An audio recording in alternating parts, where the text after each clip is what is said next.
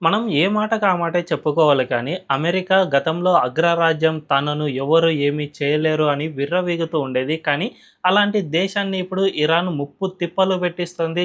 మనం ఒక్కసారి చరిత్రను పరిశీలన చేస్తే, ఇరాన్ ఇప్పుడు అమెరికాను ఇబ్బంది పెట్టినంతగా గతంలో ఏ దేశము కూడా ఇబ్బంది పెట్టలేదు. ఏకంగా అమెరికా అధ్యక్షుడిని టార్గెట్ చేసుకొని, ఈ దేశం పెద్ద ఎత్తున ట్రోల్ సైతం చేస్తుంది. తాజాగా హర్ముజ్ జలసంధి విషయంలో ఇరాన్ నేవీ ఒక కీలక ప్రకటన చేసింది. హర్ముజ్ జలసంధి ఇప్పుడైతే క్లోజ్ అయింది.